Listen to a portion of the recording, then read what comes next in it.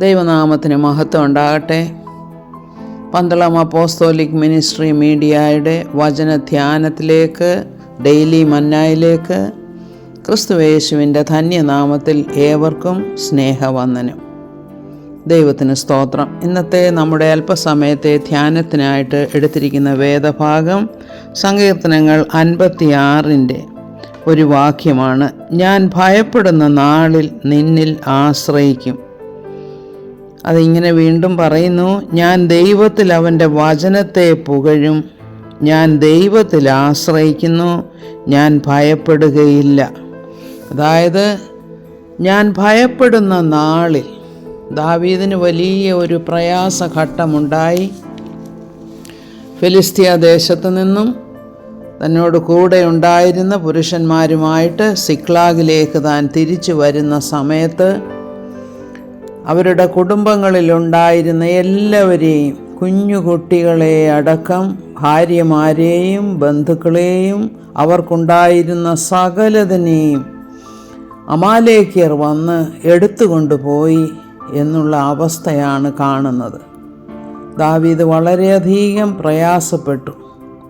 കൂടെ ഉണ്ടായിരുന്ന എല്ലാവരും, തങ്ങളുടെ കുഞ്ഞുകുട്ടികളും കുടുംബത്തിലുള്ളവരെല്ലാവരും അവർക്ക് നഷ്ടപ്പെട്ടത് നിമിത്തം ദാവീദിനെ കല്ലെറിയണമെന്ന് വരെ അവർ ചിന്തിച്ചു.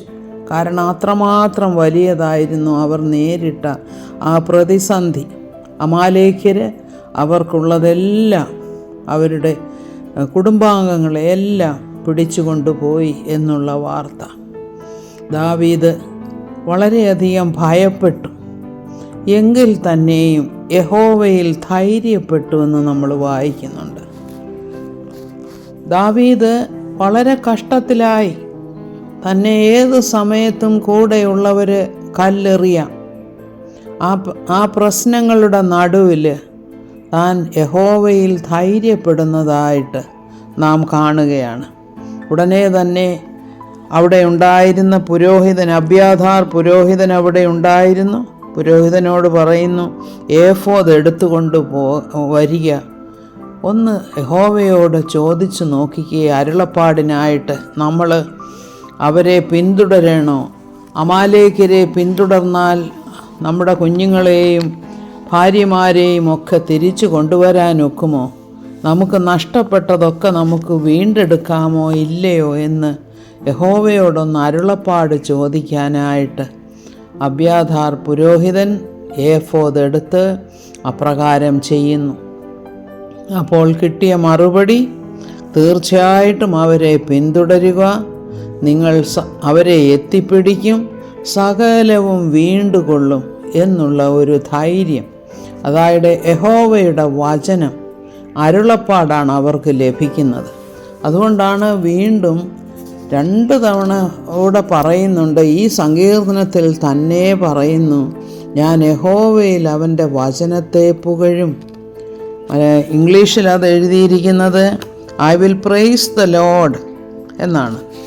അതായത് യഹോവയിൽ അവൻ്റെ വചനത്തെ പുകഴും. In God whose word I praise എന്നൊരു വേർഷനിൽ പറയുന്നു. എന്തായിരുന്നാലും അവർക്ക് യഹോവയുടെ വചനമാണ് ധൈര്യമായിരുന്നത്.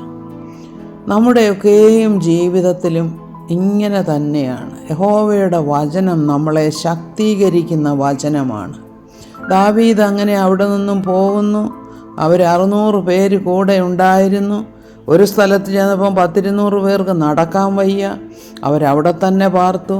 മറ്റ് 400 പേരുമായിട്ട് ചെന്ന് അമാലേക്യരെ എല്ലാവരെയും ഒന്നില്ലാതെ നശിപ്പിച്ചിട്ട് തങ്ങളുടെ കുഞ്ഞുങ്ങളെയും ഭാര്യമാരെയും അവിടെ ഉണ്ടായിരുന്ന എല്ലാ വസ്തുവകകളും എല്ലാം തിരികെ കൊണ്ടുവരുന്നതായിട്ട് നമ്മൾ കാണുന്നു.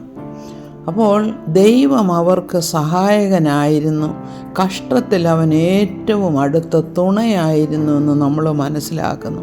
നമ്മുടെ ജീവിതത്തിലും ഇങ്ങനെ തന്നെയാണ്. നമ്മുടെ ജീവിതത്തിലും പലപ്പോഴും പല പ്രശ്നങ്ങൾ നമ്മൾ നേരിടും. എവിടോട്ട് നോക്കിയാൽ നമുക്കതിനൊരു പരിഹാരം കിട്ടും. ആര് പരിഹാരം തരും എന്നുള്ളതിനേക്കാൾ യഹോവയിലേക്ക് നോക്കി അവനിൽ ആശ്രയിച്ചാൽ ദൈവം അവൻ്റേതായിട്ടുള്ള നല്ല വഴികളെ നമുക്ക് കാണിച്ചു തന്നിട്ടില്ലേ? പലപ്പോഴും വലിയ പ്രയാസത്തിലായിരുന്ന സന്ദർഭങ്ങളുണ്ടായിരുന്നില്ലേ? അപ്പോഴൊക്കെയും നമുക്ക് ആശ്വാസം തരുന്നത് എന്താണ്? ദൈവത്തിൽ നിന്നും വരുന്ന ആ വചനങ്ങൾ.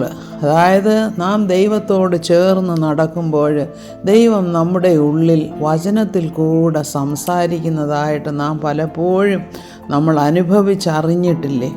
ഇതാണ് നമ്മുടെ, അതായത് കർത്താവിനെ പിന്തുടരുന്നതിനെ, കർത്താവ് നമ്മുടെ രക്ഷിതാവും ദൈവവുമായിരിക്കുന്നവരുടെ ആശ്വാസമെന്ന് പറയുന്നത്. നമുക്ക് നമ്മുടെ സഹായം യഹോവയിങ്കൽ നിന്ന് വരുന്നു, അല്ലാതെ മനുഷ്യരിൽ ആശ്രയിക്കുകയല്ല.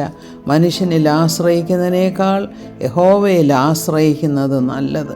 പ്രഭുക്കന്മാരിൽ ആശ്രയിക്കുന്നതിനേക്കാൾ യഹോവയിൽ ആശ്രയിക്കുന്നത് നല്ലത്. അവൻ തൻ്റെ വചനത്തിൽ കൂടെ നമ്മോട് സംസാരിക്കും.